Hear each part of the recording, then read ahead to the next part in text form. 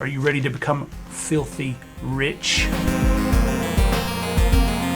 Before we get started, let's head over to WhoKeys and unlock our copy of Windows. By using coupon code TS25, you can get 25% off these prices here. I use Windows 10 Pro. You can also get Windows 10 Home, and both of these will upgrade to Windows 11. You can get that. Also, note that the Windows 10 keys have been working with Windows 11. Google it and make sure that this is still a thing whenever you're purchasing your key. Also, I want to note that if you get Windows 10 Home and you upgrade it to Windows 11, they will force you to use an online account. With Windows 11 Pro, however, you can use a local account, just so you know. You can also get Office 2019 with that same discount, or if you like, you can get Windows 10 Pro and Office 2019 in a bundle and save even more. So go ahead and put TS25 in here as your coupon code, hit apply, and then you can see we can get Windows 10 Pro for $14.85. Once you're finished, if you want to access your key, you click on your name on the top right, click on User Center, and you'll see My Purchase Orders. Right here, you'll be able to view the keys that you've purchased just by clicking on View Keys and Codes. Then you will see your code right here. Just go ahead and copy this code, press Start, type Activate, and you'll see activation settings come up. Click on that. Then click Change Product Key. Right there, you can paste in your code and hit Next, and then you will be activated. It's very simple. So don't pay those retail prices for your copy of Windows or Office. Head over to whokeys.com and use coupon code TS25. All right, so if you're ready to become filthy rich, you're in the right place. It's really easy to become rich. All you need to do is be born with parents that are billionaires. Millionaires will work too, but they need to own stuff, not just have accrued money, because, inflation gets in the way of that over the years. So you got parents, and, once you get a little older, you've lived in your bubble, and you've met a lot of other rich people with their kids, and they've mingled you together in their private schools and stuff like that, so that you grow up and all the rich kids are also with all the other rich kids. And then by the time you're ready to start a business, it doesn't matter if it's a bad idea, just call your parents. They'll give you a little $1 million loan, not a big deal. And it's okay if your first few businesses fail miserably, because your friends have friends, they've got parents, and your parents have friends, and they all have a lot of money. So if your casino is failing, your dad will come into your casino and buy, $1 million worth of chips here and there, because that is a tax-free loan. It's genius. And then he'll just leave. Great. All left wing, that's nonsense. Show me an oil baron who's left wing. Even the tech bros, their politics externally are left wing. Their monetary policy is all very right wing, and that's what you got to be, because you can't care about the actual people. You only have to care about you. You got to get yours. So that's the easy way, right? You got rich parents, and then when they die, they can leave you like $400 million, and from there, you can launch into the next phase of wealth by owning everything, because the best way to stay wealthy is not to work a wage and not to work your way up the ladder. You gotta be rich, and then you gotta own everything. The more you own, the more you get back. So that's the number one way. But you're telling me out there, okay, that you don't have rich parents. You don't have. Okay, well, it's going to be a little bit tougher, but there's ways. If you've got nothing, you've got no rich friends, you went to poor people's school, you didn't go to rich people's school, you don't have any rich friends, you got no connections, right? There's ways. Let's go to the 4 other ways if you don't start off like I just described. Number 1 is you need to be a genius, and you need to create a patent for something that a company can use. And I'll do a personal anecdote for each of these, because I've known people throughout my travels and throughout my life of working. I used to work at the Ritz-Carlton. It was the Ritz-Carlton, not the Ritz-Carlton Hotel, but I worked at the Ritz-Carlton Gated Community Home area. It's a big, beautiful home area with lots of billionaires and stuff. While working there, one of the richest people at that development, he had a patent. Now this is fun, because if you're smart enough to have a patent like that, well, you can be rich and you can be in their clubs, and you don't have to play the game. You don't have to wear the rich person uniform. You don't have to cut your hair. You don't have to fit in at all. You can just skip the whole phase of eccentricity and just be crazy. So he used to annoy them all by wearing bathrobe and Crocs and driving around on a gas-powered golf cart instead of the standard electric golf carts. It made noise. People were always complaining about him, but he was one of the richest people there. So he got to get away with it. He wasn't all that old money stuff. That's one way. Okay, so you don't have any ideas. No ideas? Okay, so Well, let's think of something else. You got no ideas, you got no patents, you got no abilities in that way. Okay, maybe you're better at doing code and stuff. So let's create a new website or maybe a new app or something like that. And you have to be careful of how you balance these apps. You need to make sure that you're giving the customer something in return for all the data that you're going to be mining from them and all the ads you're going to be showing them. There has to be a balance. If you're just mining their data and showing them ads, no one wants to download the data mining watch ad all day app. Nobody wants that. So you need to give them something. And that's something that you're going to have to figure out. And then you can balance it. The next thing you're going to need is investors and marketing. It doesn't matter if your product is too amazing, you need that investor money because that attracts more investor money, and then you can start inflating the company with marketing hype because we're kind of past the dot-com bubble, right? That was 90s and stuff. Now a lot of stuff's been done. We need to create hype behind our big tech ideas. And we need to get investors involved because the more investors that are involved, the more that they're going to want it to succeed. So they're also going to start spreading the word. And then that stock price can go up. And that is when you sell your app, sell your website, sell your thing, right? You want your data mined hard? Well, then we've got a few websites for you. Zuckerberg does too. So that's the other way. All right, so you don't have an idea for a new app. You can't write code. All right, well, let's go the old school way. Let's get into banking. You know, I worked for a billionaire for a while, and Richard has as well in the chat here. Secrets. We're not going to talk about the details of all that, but one of the things he told me that I didn't really think about at the time, he took me aside and he's like, now, Ward, let me tell you something. You're never going to be rich if you keep working for an hourly wage. So I immediately thought like, so maybe I should do like commission sales. Should I go get a job at like Circuit City, sell TVs and something? I can make commission on that. That's more than an hourly wage if I do a really good job of selling. And he's like, no. He's like, commission's the way to go, but you got to make bigger transactions. You need bigger fish than that. And the thing that you need to go into is banking and stocks. So I lived on Wall Street for a little while. Did you ever stay at that place that I lived in Wall Street, Richard? Anyway, when I lived there, I was the riffraff of town. But I got to listen into a lot of conversations and made some friends. Became friends with one of the guys who was a bartender who'd just gotten out of prison for a pump and dump scheme. Made a lot of money, but lost it all because he went to prison. He got a little bit too greedy, so we would have drinks in the evening. And you might think it's expensive to drink on Wall Street, and you would be wrong. Because there's one thing that rich people like, and that is a deal. So the happy hour deals on Wall Street were amazing. So you could go to these really awesome little steakhouses and stuff and sit there and have drinks and talk to people who'd just gotten out of prison, who were the bartenders now. And they were like, you know what, I make like $500 a night here. I am happy. I've decided not to be greedy, but I got to hear a lot of the stories about the pump and dump schemes. And here's the secret when it comes to Wall Street and banking. Everybody does pump and dumps, but only the greediest are the ones who go to jail. It's like once you get to a point where it's like, that is a lot of white-collar crime. Okay, you're starting to collapse other markets. You start to knock, your pump and dump starts to affect other rich people, and they're like, that's a bit much. So you gotta like chill a little bit with your pump and dumps. We can still ruin people's lives. Retail investors are what we call the peons who show up with just their life savings and they mortgage their house because you got a great idea. So let's just find a nice stock that's not doing so well. Maybe a refrigerator company, since everything's getting warmer and warmer and warmer and warmer. And you say, listen, we've got this new breakthrough refrigerator technology that uses less power than all the refrigerators before. You just make it up, you just find it. And then you get a whole bunch of people to mortgage their houses and put their money into this stock for this refrigerator company because it's nice and cold and it's going to be the newest technology. And then you call all your friends and you're like, this stock that we've put all our money into and it's gone up 10x, sell. Okay, you made it out of there, but a few people hung themselves, no big deal, right? You got yours, they're dead, whatever, great. This is awesome.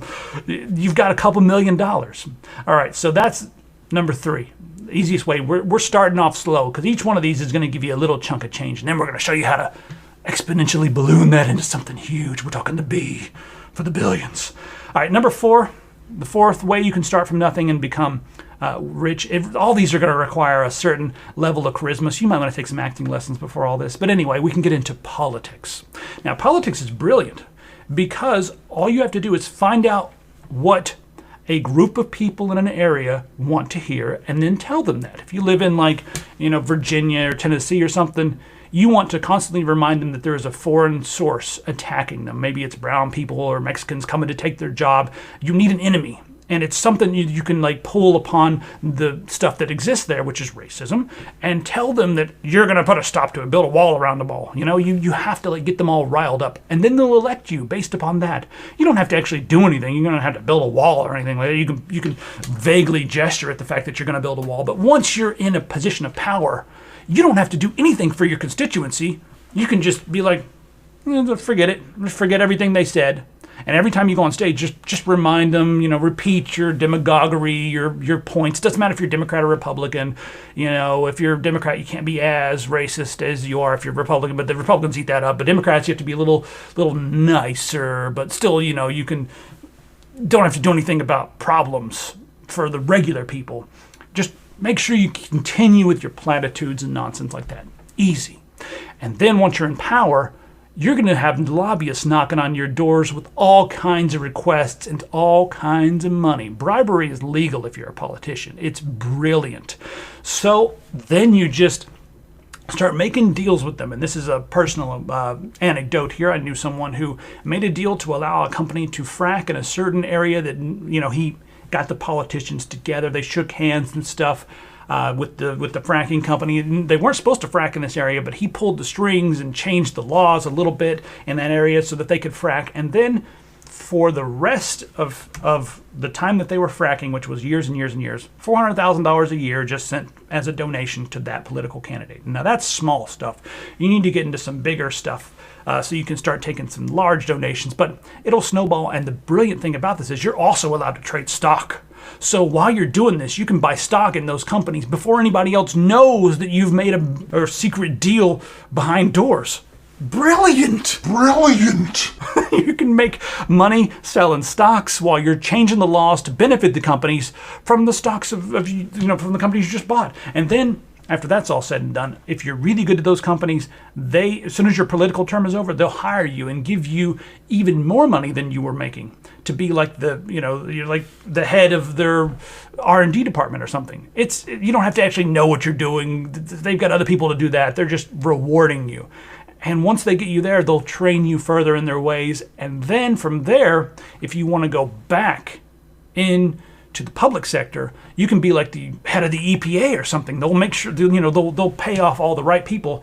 And then you can work for both companies, the EPA and the corporation that you're helping, make money, and you can trade stocks.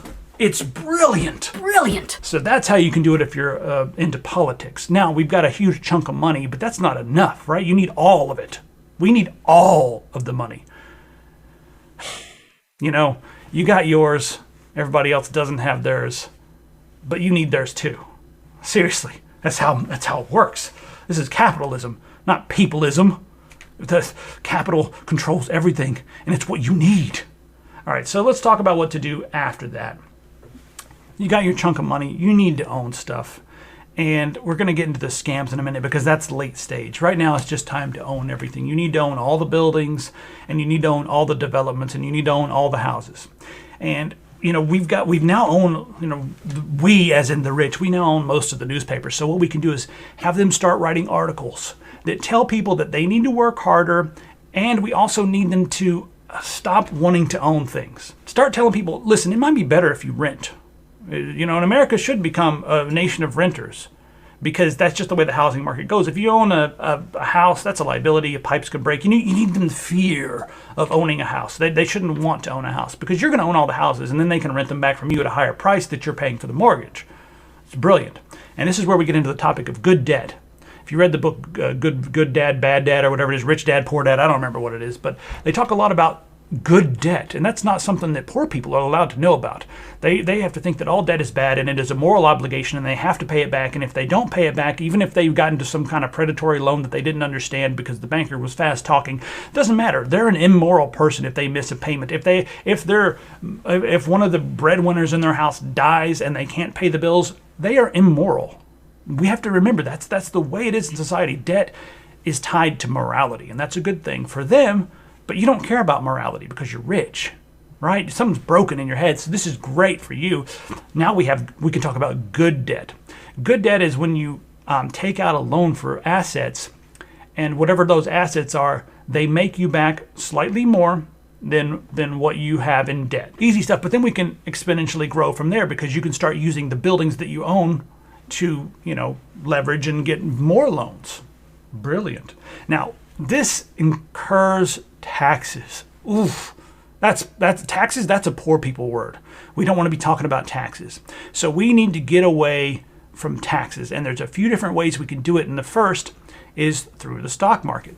You want to hold as many assets as you can in stocks. And if you've got a company that's doing really well, just hold your own stocks and then, talk big, talk to politicians, get yourself on the news doing stuff, and make sure you don't say anything too stupid. Just, kind of stupid's okay. But, you got to continually hype your stock, make that go up. And then the value of that stock, you don't cash out those stocks because that is income. And that's taxable. Remember, it's a poor people word. We don't say that. So what we're going to do now is go and take out loans based upon the value of all the stock we hold. Because guess what? You don't have to pay taxes on loans because loans are a liability. So you go and just inflate your stocks, go get a bunch of loans, and that is how you live day to day without paying taxes. And you just hope the stocks don't crash. That's one area that's a little like, ugh. But you got to make sure you're holding some real estate all over the world. And if you're looking for the best places to hold real estate, look at the places that are developing the fastest and talk to your friends, because right now, let's face it, you've shaved your beard, you've cut your hair, you've trying to fit in, you're not telling anybody how weird you are, if you're weird at all. You listen to whatever they listen to, you like whatever they like, and you say the things that they say. So they'll let you in on their little deals. They'll be like, oh, we've got a deal going on in Mexico. And as long as you grease the right palms, it's going to be super cheap. There's not a lot of overhead and oversight or anything like that. So you can start developing stuff all over the world. Now we're in the range of B. You can definitely take out loans against your stocks, but you're not rich enough, Richard. You got to be uber rich so that they give you the best terms. Because you know what they say about preferred rates. You might prefer it, but you ain't going to get it. They'll bookkeep you right out of it. Know what I mean? So you got to be richer so you can get those preferred rates. They're for the 1% of the 1%. You'll get there. Just keep having stocks. The other nice thing we can do right now is get people hyped up on obvious scams like NFTs and stuff like that. And a lot of people deep down, they know they're scams. But if they see someone else making money, they're going to think, you know what, I'm going to get involved with this just because there's so much money going into it and stuff. So, there's different cryptocurrency scams and different NFT scams. And that's what you've got to be in control of. And we can also use this to launder money. It's brilliant as well, because right now this is just the Wild West. I'm not going to get into this too much. A lot of the cryptocurrencies, there are some that actually have functions and stuff like that, and we're not talking about those. We're talking about the nonsense coin like Cum Rocket, and even though that one actually did stuff, and all the different variations of Doge like Baby Doge and stuff like that. These are all new coins and currencies. And as long as you get people excited enough about them and tell them, show them a roadmap of all this vague nonsense that you're going to do. Hey, we're going to make video games in VR space and say the word metaverse in there somewhere, just a bunch of cool buzzwords. Make sure you get a nice office or at least pictures of yourself in a big office with glass walls overlooking the peons below and stuff like that. Get everyone really hyped. And then, everyone can throw their money in there. You can actually try to keep it going for a while if you want to, or you can just pump it and dump it. Get it people really excited. Like did you see the Squid Game token? People don't even read in there. For the Squid token, the Squid Game token or whatever it was, in the terms of service or whenever you bought them, it told you that you can't sell this token for a year, but the owner of the token can sell it. Brilliant. Yeah, there was a Squid Game token. They ran off with a few million, because people could buy it, but they couldn't sell it. So that was what made it pump. And if you read it, it's like nothing they did was technically illegal, because they told everyone you can buy this now, but you can't sell it for a year. So everyone keeps buying it and watching the price go up 1,000%, 2,000%. This is absurd. And then the people who made the coin cashed out because they were allowed to sell. So it's like, just get people excited. People are desperate to get out of their situations, and they'll jump into these stupid schemes. And a lot of times they do it ignorantly but almost innocently, because they don't have any other options. They're like, I got to do something, so I'm going to sell my house and my car and put it into squid token because it's going up by 1,000%. And I'm sitting here looking at my table that's about to become repossessed with the rest of my house, and my family is reliant on me, but I can't do anything, and I have to do something, and the stress level is too much. So I'm going to buy some squid token, and it'll go up hopefully another 1,000%, and oh no, it's been rug pulled. And if you were the rich person at the top who rug pulled, well, you're just the smartest, aren't you? Mm-hmm. But that's how you get really, really, really rich. Right now we're in a sort of a scam economy. You have to inflate the value of things, like even your stock prices if you can, but crypto has made that very easy to do. And if we ignore the cryptocurrencies that are actually doing things and just focus on the completely nonsensical hype ones, which there are many, there's so much money to be made. So many ideas that you could come up with. And then the main thing is you just have to have that marketing. You need that money set aside to build the hype. You need to go on the news and talk about how you've got this incredible new thing with a cute little dog icon. I believe in you. You can be rich. Just forget caring about other people. Care about yourself. You have to be okay with scams too. This is all stuff that you shouldn't even have to think about when you're rich, because you're going to live in a bubble. So, you're really insulated from a lot of this stuff. And a lot of the police forces out there have helped to create areas where you can exist without having to look at homeless people, and you don't have to be reminded of the shitty situation that you've created in the world if you're rich. Like malls were one nice area that was developed so that you could have your retail experience without having to be downtown where you can see homeless people. They don't let homeless people into the malls. It's brilliant. You can just go there and not think about the shitty world that you're helping to create. What if you work really, really hard to invest in safe dividend-paying stocks? Then you will never be a billionaire. But hey, you can play games and chill and have a nice life. But is that what you want? Are you not driven to have 6 boats and 12 houses and 2 wives? Why settle for a nice life when you can have a despicable life? Come on. That's how you become rich. And yeah, it's easy. Do it, poor people. SJW's hating on lawns. You can't have your lawn anymore. I'm coming for your truck. I'm coming for your country music. I'm coming for your guns. And then I'm coming for your lawn. You can't stop me. You can only hope to contain me. And everyone knows here that this money was made from selling my gear, my camera gear. But I'm not going to tell everybody on YouTube that. I want them to hate me for being richer than them. I want them to envy me, because in America, envy is a virtue, whereas back in the day, envy was the precursor to guillotines. But somehow, through the use of clever propaganda, we've decided that envy is a good thing. You need to be envious so that you can emulate and become the one with all the money, and then people will envy you. What a virtue.